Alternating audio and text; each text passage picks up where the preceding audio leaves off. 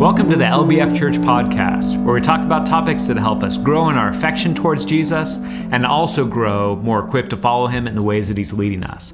So I'm Dan Franklin, and I actually want to follow up. The last episode that we did was called The Purpose for Marriage. And I thought there was more that I wanted to talk about. And so this is The Purpose for Marriage Part 2. And if you haven't watched the previous video or listened to the previous episode, just to sum it up, what I was exploring was the whole idea that we run into something in our culture right now, and this includes Christians who look at their marriages and will say, it's just not working, or it just didn't work out.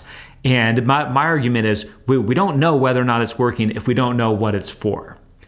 If we determine that the purpose of marriage is just to give us the opportunity to find somebody out there who's going to make us happy and make us feel complete, and kind of the idea of marriage for self-fulfillment, then yeah, absolutely. We could come to a point of saying it's not working because we could determine I'm not fulfilled, I'm not happy, I'm not safe, I'm not valued, I don't feel this way, I don't feel in love with her, I don't feel in love with him, and so I'm just going to abandon this and look for somebody else that can make me feel fulfilled.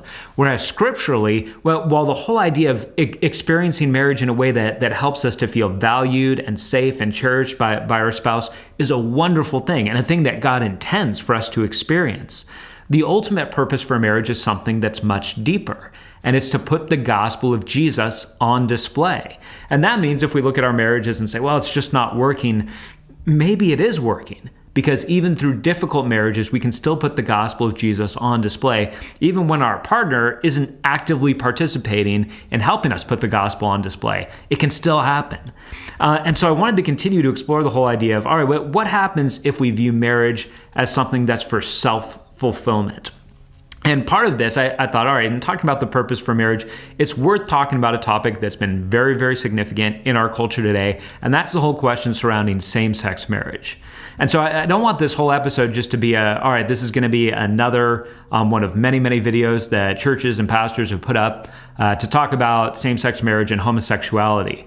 I do want to talk about it, but specifically in the context of saying same-sex marriage really makes perfect sense if your view of marriage is that its purpose is for self-fulfillment.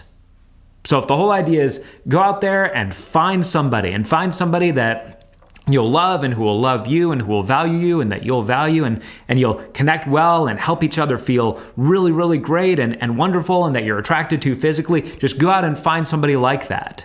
If Christians will then say, but if you're a man, it's got to be a woman. And if you're a woman, it's got to be a man. It just leaves the question, well, why? If the whole purpose of marriage is just to find that one person out there that makes you feel really wonderful, why in the world would there be a restriction on this? Why not broaden it out and say, all right, if you're a man, it could be a woman or it could be a man. Or if you're a woman, it could be a woman and it could be a man. It doesn't really matter. You're just looking for the person out there as opposed to looking for the woman or man out there for you. Now, just as a side note on this, I want to say when we end up at this place where we just say marriage is for self-fulfillment, it not only opens us up to a place where it's hard to make any argument at all against the idea of same-sex marriage, it does lead us more to where some advocates of traditional marriage would talk about the idea of saying, well, why then would we outlaw polygamy?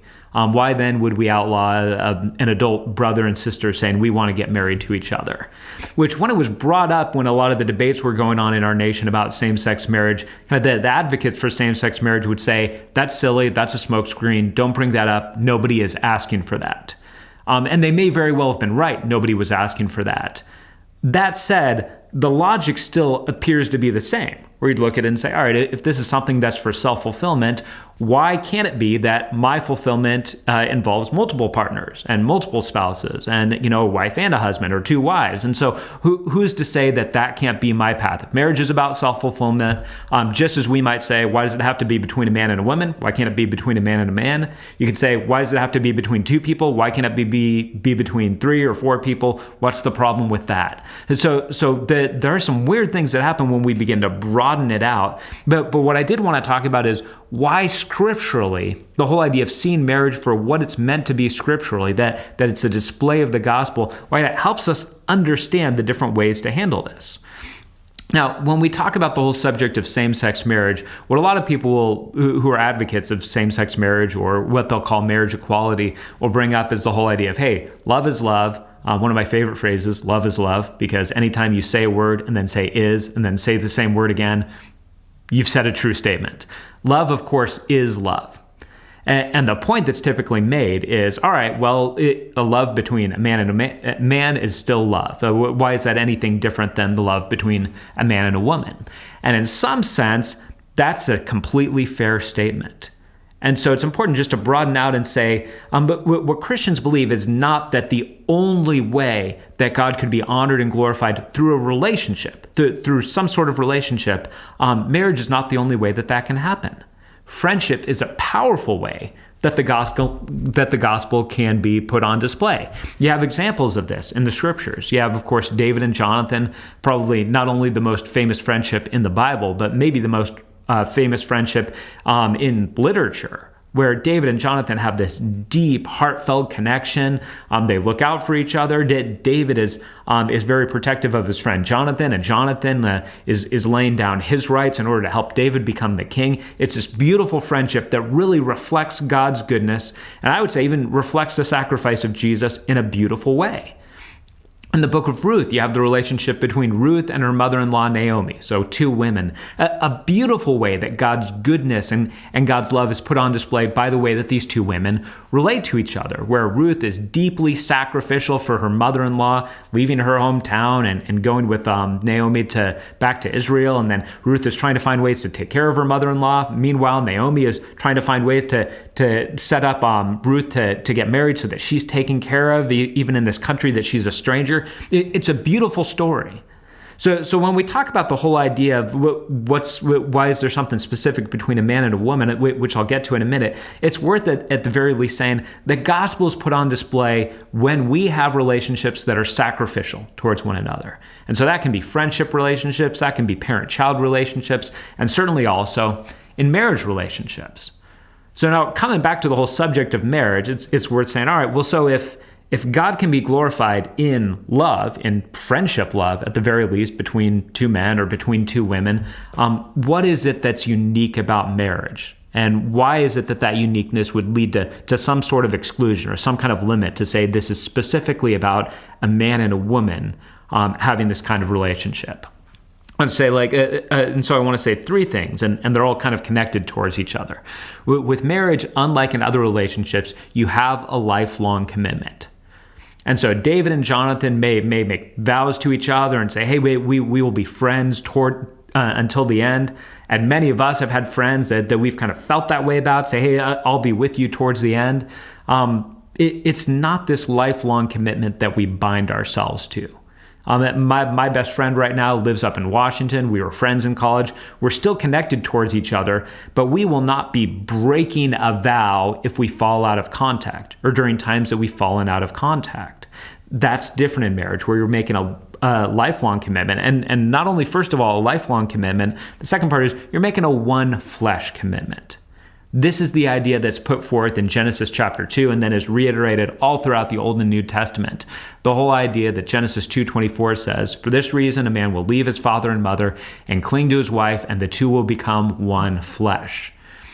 Which not only has to do with the idea of sexual union, it has to do with the idea of you are really in this together. And if you're married, you know that this is what sets marriage apart from friendship relationships.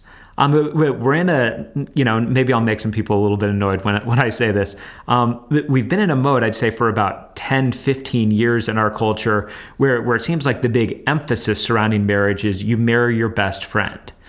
Now, I don't want to say friendship is very significant in marriage and can be very, very helpful. If you have common interests, if you really enjoy being with each other, if you're able to laugh together, friendship can be a very beautiful part of marriage. But friendship is not the core of marriage. It is not the main part of marriage. And marriage can exist in a beautiful way, even if you have two people that don't naturally have a lot of overlap in their interests or in the things that they like to do for fun or in the things that they even find funny. So the whole idea of friendship and marriage is different because in marriage, you're binding yourself to somebody and saying, we are now one flesh. I have a lot of good friends, but I don't share a checking account with any of them. I don't say, all right, well, I'm going to rise and fall with your financial decisions, or I'm going to rise and fall with your parenting decisions, or I'm going to rise and fall with your decisions about where you're going to live. When you bind yourself in marriage to one flesh, you're really saying, I am going to rise and fall with you. And so our finances aren't my finances and your finances. There are finances together. It's not just your children and my children. It's our children. And we don't have competing parenting styles. We're looking to do this together. It's not that you have your space and I have my space, or you have your things and I have my things. There are things. We are joined together as one flesh. That is deeply different than any other relationship we have, even different than parent-child relationships, because you could say, well, when a child is in the house, the child sort of has access and you're bound to them. I'd say that's true. And then the child grows up and, God willing, moves out and they move on with their life, and you're still connected relationally, but there's not the same intermixing of your lives where you could still have distinct lives in a very healthy way. And by the way, and I know I touched on this in my examples, but this is why I would say for Christians who are getting married, the whole idea of keeping your money separate, really, really bad idea. That's not one flesh. The whole idea, it's mystifying to me. The whole idea of Christians signing prenuptial agreements before they get married, I think that's an absolutely horrible idea. That's not one flesh. That's saying, I'm going to make sure that you don't take advantage of me and take what's mine. And so I'm going to protect what's mine before I marry you. That does not reflect the one flesh idea. So marriage is unique because it's a lifelong commitment, because it's a one flesh commitment. And thirdly, and going along with all this, because there's a sexual component to this. Now, a thing that's come up again in the past 10 years or so, probably a little bit longer, has been this whole concept in our culture of friends with benefits. This whole idea that you'd have, these two people that are friends that don't have any real commitment or romantic attachment to each other, but every so often they just hook up and have sex because sex is casual and it's no big deal. So you've got friendship and you've got sex and no big deal for it to be a part of it. That has never been the scriptural idea of how sex fits into our lives. Sex is always connected to the whole idea of you have a commitment to this person. You have a marriage commitment to this person. You are one flesh, and the reason that you're going to be naked before each other physically is because you've already opened yourself up to that person in all areas of your life and said, I will absolutely be here with you until the end, till death do us part. So marriage is different than the friendship connections that we have. So friendship is a beautiful thing. God is glorified. God is put on display through our friendships when we're sacrificial towards one another. But it's not the same as with marriage. And with marriage, the sexual component is always a part of that commitment. It's never something that's casual. So for Christians, it's not merely saying, we don't think a man is supposed to have sex with another man or a woman is supposed to have sex with another woman. It's saying, hey, the only place that sex is put on display, the only place that sex is appropriate is in a relationship where you've committed yourself to that person. And specifically in Scripture, that is a man and a woman. So bringing this full circle to say, all right, but why would that be? Let's just say we've come to the point of saying, well, this is what the Bible teaches, but why? Why is it that God wouldn't open this up to just say, find the person that you love and have this one flesh connection to them? Why is it specifically a man with a woman? And I think when you go back and look as early as Genesis, you get a hint at this. Is Genesis 2. Genesis 1 is where you get the story of God creating the world, and Genesis 2 is kind of a more specific look at God's creation of humanity. And within there, you have the man in the garden, and then you have God creating the woman. And what you see the man observing when the woman is brought to him is, in essence, he says, this is someone who's like me, but different than me. And there's great beauty in that, in the one flesh coming together. This is somebody who's like me. All right, she's not a tiger. She's not a giraffe. She's like me. She's of the same species as me, but she's different than me. Now, if you go back to Genesis 1, where there's the mention of mankind being created in the image of God, specifically, the author says, in God's image, he created them. Male and female, he created them. And I think that's a really significant thing, just page 1 of the Bible, that God's image is put on display not just through a man, not just through a woman, but through male and female together. That in essence, God's image wouldn't be adequately put on display. We would be missing something about who God is if we just had women or if we just had men. But when we have male and female, We have God's image put on display in a more beautiful way. And so Genesis 2 ends with the whole idea not, and the man will grow up in his house, and then he'll go out and look for somebody to fulfill his deepest desires, and whether it's a man, whether it's a woman, who cares? What instead you get is, for this reason, a man will leave his father and mother and cling to his wife, and the two will become one flesh. And I'm not going to get deep into the biology of all of this, but obviously the way that God has created us, even physically, it fits with a man and a woman. And while the whole idea of children coming into a marriage, it's not something that you could prove scripturally that's the core purpose for marriage. People that say, well, the purpose for marriage is for having children. That's not quite right. The purpose for marriage really is putting the gospel on display. But at the very least, the idea of children being present in a marriage is a sign. It's a sign that points towards that greater purpose of the marriage. And it's even the sign of the whole idea of love producing something, of a man and a woman coming together. And this is sometimes where if you're a parent and your kid is young and asks where babies come from, before you give them the full talk, you might say something like, well, when a mom and a dad love each other so much, their love is so big that their love makes another person. And that's like, all right, well, that's a little bit elementary, and that's just kind of avoiding the whole idea. That's fine. But there's something about that does reflect the idea that that's something that can only happen when a man and a woman come together, that a child can be produced, and then that the man and woman can be further unified through the raising of those children, through bringing them up. So children are not the center of marriage. It's not that a marriage where two people haven't been able to have children or just happen to not have children, that it's not a real marriage. It's that the children are a sign of that. And that's something that can't happen in a same-sex marriage, apart from adoption, something that can't produce. There's something about the differentness of men and women that helps the gospel to be put on display. It's the same reason why in the Church of Jesus Christ, the gospel is put on display most powerfully when we have people worshiping together or sitting at the communion table together who are very different from each other. Where you have black and white, Mexican, Asian, all different people at the table together, drinking from the same cup, eating from the same loaf of bread. When you have men and women sitting together, realizing, all right, we're deeply different as men and women, but we are all united. We are all one in Christ. When you have the young and the old there together, the rich and the poor there together, that's where the gospel's put on display. And in marriage, the idea that you've got a man and a woman, two people that, all right, we have some common ground here, but they're dramatically different, and they're struggling to understand each other, and they value the differences in each other, but they're also exasperated by the differences of each other, and it's really difficult trying to get to the bottom of it. And if you talk to people much older than me, they say, yeah, I'm still trying to figure this out. Husbands are like, yeah, still trying to figure out how to understand her, and women are saying, yeah, and still don't quite get how he ticks.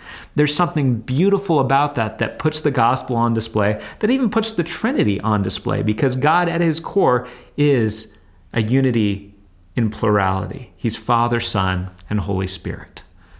And so again, as I said at the beginning, the purpose of this episode of the podcast is not to say, well, here's a bunch of arguments against same-sex marriage. It's to say, as we're dealing with that in our culture, the underlying idea of how we even got there is that we have come to see marriage as about self-fulfillment. And if we as Christians are proclaiming to our children or to our culture, hey, marriage is a beautiful thing about self-fulfillment, so go out and find that one person that God has out there for you, we are feeding right in to something that would provide something like this and would bring us to a point where it's hard to understand, and genuinely hard for people to understand. Why would you object to this? So let me just suggest three things that we can do. And this applies to last episode and this episode as we take in this whole idea of the purpose of marriage. The first is this.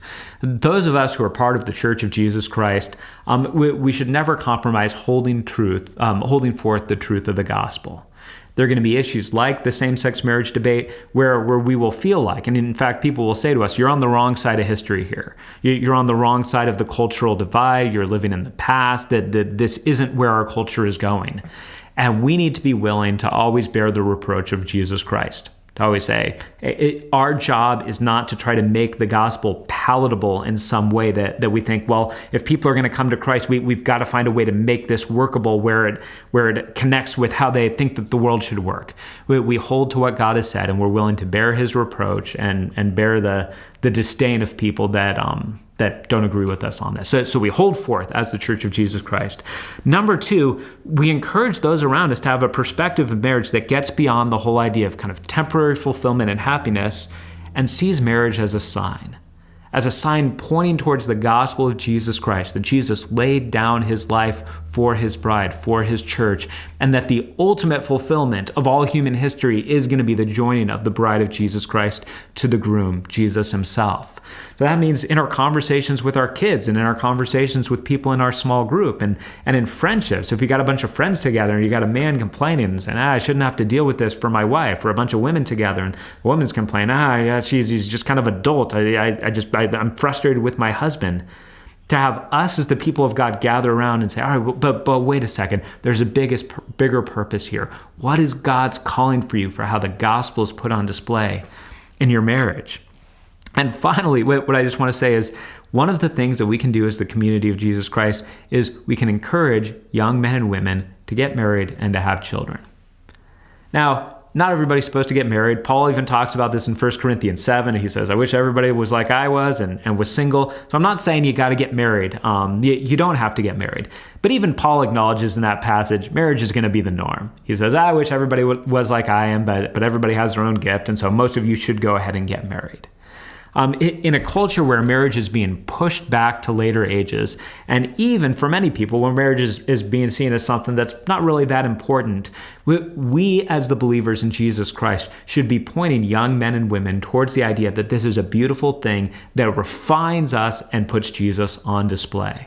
So I get great joy when I see people who are in their early to mid-20s who are committed towards Jesus getting married and not waiting long distances to fit marriage or to fit parenting around other things that are important in their lives, but to say, this is a beautiful thing that God has provided, and I want to be a part of putting the gospel on display for better, for worse, for richer, for poorer, in sickness and in health. When we put the priority of our marriages in saying, this shows people Jesus, it's a sign, it's not just about my personal fulfillment, then we get to the point that we can really tell the culture something and give the culture a message that's different from what they're receiving in every other avenue. And there's great beauty in that can be seen. So if you have questions or thoughts or feedback, or if you want to have a further discussion about this, I just encourage you, leave a comment on this video. If you're listening to the audio, the way that you can watch the videos of the LBF Church Podcast is by going to our church website, lbf.church, clicking on the little tab that says blog and podcast, and you'll find this and other episodes there. Leave a comment and I'll be sure to engage with you on it and we can continue the discussion. Otherwise, you can subscribe at iTunes or anywhere that podcasts are found. The LBF Church Podcast, you can find it there. Leave us a review and a rating because that'll help us get the word out to more people about this. And thanks for taking the time to listen. Until next episode, I'm Dan Franklin, and this is the LBF Church Podcast.